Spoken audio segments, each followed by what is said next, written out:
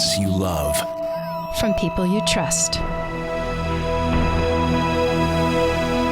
This is Twit.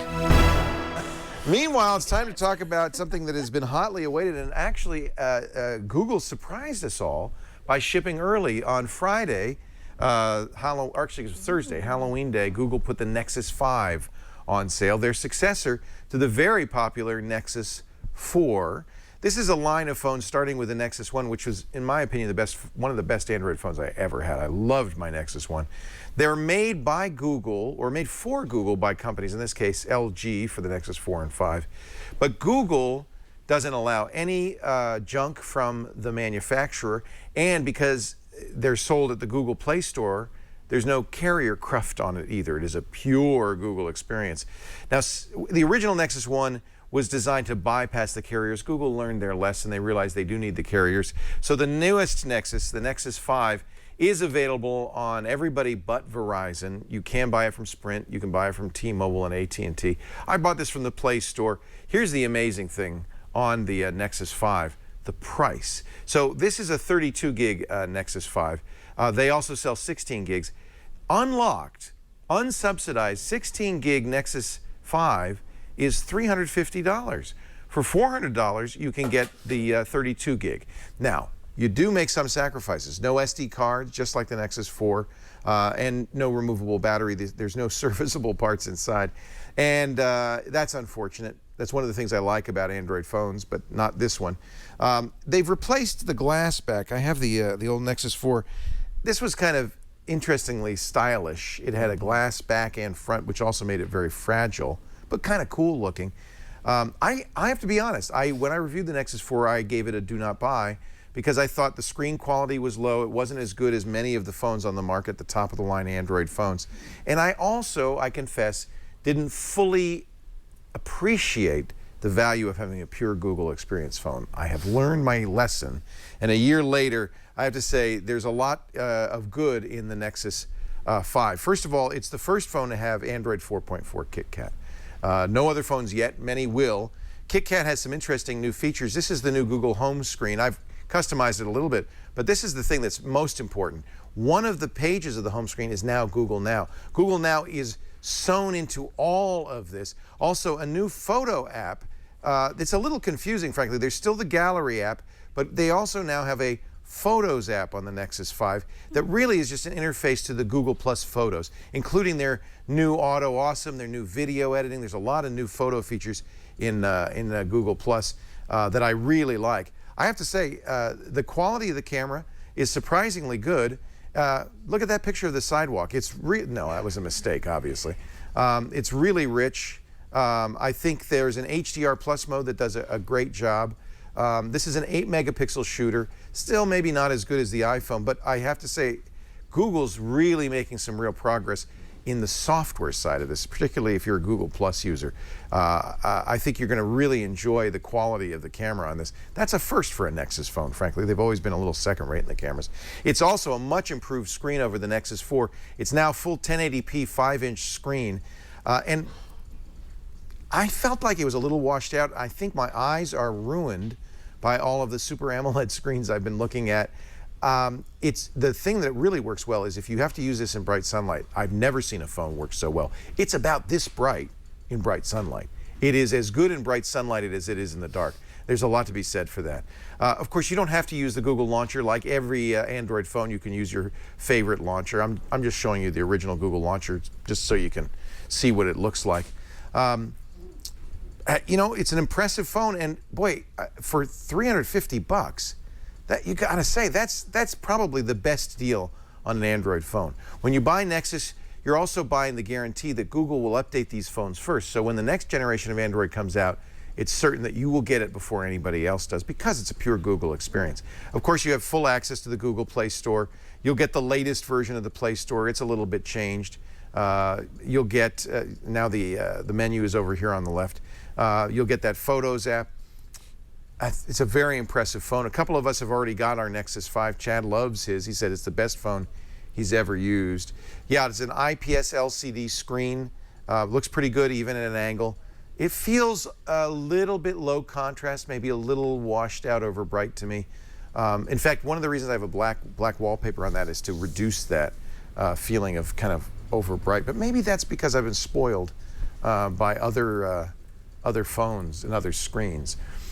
Compared to the Moto X, now I gotta say, in my opinion, the Moto X is still the best Android phone out there. It's very close to a pure Google experience, but Motorola, a Google company, has added features that are still not on the Nexus 5. Things like the Motorola Assist, which know when you're in a meeting or on driving a car or asleep and automatically silence the phone so that you don't have to worry about getting woken up in the middle of the night. That'll automatically send out text messages if you want while you're in meetings. Those kinds of things are really nice features. The shake to open.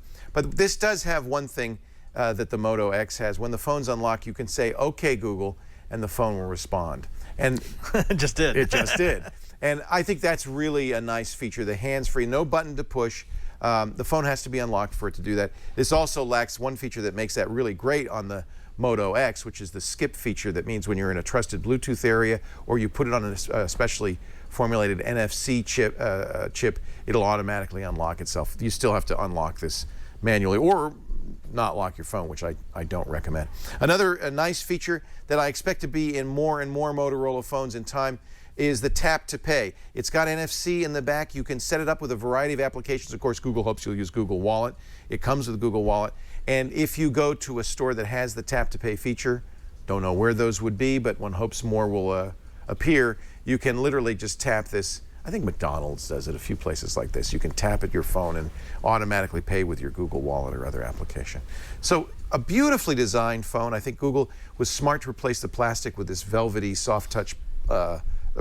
They replaced the glass with the velvety soft touch plastic. Much improved camera software. The photosphere is better. The HDR Plus is excellent. When it ties into Google Plus and their camera capabilities, I think you get a pretty darn good phone. Great video, wonderful video capabilities. The screen, gorgeous. Thank you for 1080p. That's a very high resolution. Shannon played with it a little bit. She said she felt like it was a little soft focus. I'm not sure. You've probably seen the same thing I am, which is just, it feels a little washed out, maybe something like that. Yeah, that must be what it is. Probably should play with it beforehand. So the pros, hey, the price is easily the #1 pro. It is a great screen. It is a pure Google experience. You don't get purer than this, including the first phone to run Android 4.4 KitKat. On the con side, no removable battery, no SD card, either 16 or 32 gigs. That's all you get. And I do feel like the screen maybe lacks a little bit compared to the Super AMOLED screens from Samsung. Even the HTC One, which is also an LCD screen, I think looks better than this at a very similar screen resolution. Nevertheless, this is a definite buy. If you're a Nexus type, this is going to make you very, very happy. Probably the best phone Google's ever done. The Nexus 5, the first KitKat bar in a telephone. And that's my review of the Nexus 5. I liked it a lot, and I just think that there are other phones to look at, the HTC One, the Moto X. The good news is Android phone folks have huge, excellent choices nowadays, and this is just one more great phone. Hello and welcome to Ting's unboxing of Google's Nexus 5. So we will take a quick look at the outer box. As you can see, the Nexus 5 image on the front with Google's logo next to it. On either side, we have LG, who has actually helped manufacture this device. On the bottom, we just have some ESN and other barcode information. Nothing on the top. And on the back, we have the Nexus 5 logo, I guess, text, as well as back image of the device, Bluetooth, and some other fine print stuff. So let's actually get into what's inside, which firstly will be the Nexus 5 itself. So this is actually the standard Google Play edition. Ting supports both the 16 and 32 gigabyte versions. The width of this is actually quite thin. It's only 8.6 millimeters. The screen size is 5 inches, so it's slightly larger than the Nexus 4. It's actually a little bit smaller than the LG G2 and around the same size as the Moto X. It's running Google's latest version of Android, which is KitKat 4.4, which is basically brand new. And as well, the device has an 8 megapixel camera, which is a considerable step up from the Nexus 4, which was only 5 megapixels. On the right side, we have a power or sleep button. Just below that, we have the SIM slot. On the bottom, we have 2 speakers, as well as the micro USB slot. On the left side, we have up and down volume buttons, pretty standard. We have the camera on the front. And on the top, we have the auxiliary port. And I already showed you guys the camera on the back. And the finish is actually a matte finish, similar to the Nexus 7, which is Google's tablet. The Nexus 4 actually had a glass back, but I do like the change to this one. It's very grippy in your hand. You know it's not going to slip out. And as well, if you drop it on its back, it's not going to crack. You should be good to go. So that is the device itself. Let's check to see what's inside the rest of the box. So first we have the SIM card ejector, along with a bunch of pamphlets, some startup guides, manuals, everything you need to know to get your device going if you're having any trouble or you're not exactly sure what to do. And then we have the wall charger and the micro USB charging port, which can connect to this if you want to use a wall to charge your device, or you can just plug the USB right into a computer and charge it that way, or transfer your files that way. So this is actually the only things that come inside the Nexus 5 box. Fortunately, I have some other things to share with you guys. The first thing that I will share is what you'll need if you're with Ting and you have a Nexus 5, which is the SIM card. So these SIM cards we're actually going to, we do ship out to you. You can head to our Buy Devices page on ting.com and you'll be able to pick it up. It's towards the bottom near accessories. And as well, there is a link in the description below to get you right there as well. So this is the SIM card that you will pop out of the card. Let's use the ejector to pop out the SIM card holder inside the Nexus 5.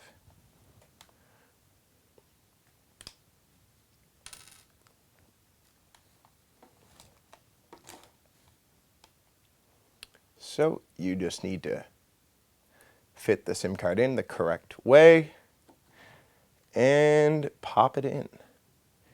Easy as pie. You're good to go. You should be able to turn your device on and follow the instructions on Ting's help site to get your Nexus 5 up and running. Lastly, we actually brought a case. This is a Nexus 5 Spy Gen case. You can actually pick it up for $20 off Amazon. And I swear they actually didn't pay us to say that.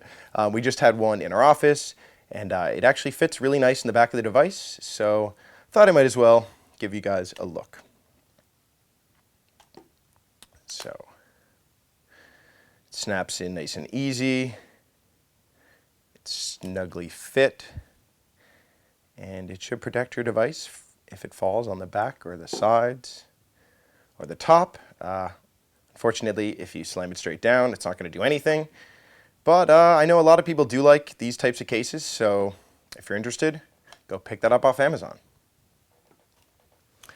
And that wraps up Ting's Nexus 5 unboxing. Thanks so much for watching, everybody. If you're interested in any other unboxings or app reviews or anything mobile related, really, make sure to subscribe to our channel. We'll be posting a lot of new videos soon. And hopefully have a lot of informative material that you guys will be interested in. See you next time. Bye. Para mí es un placer estar otra vez con ustedes.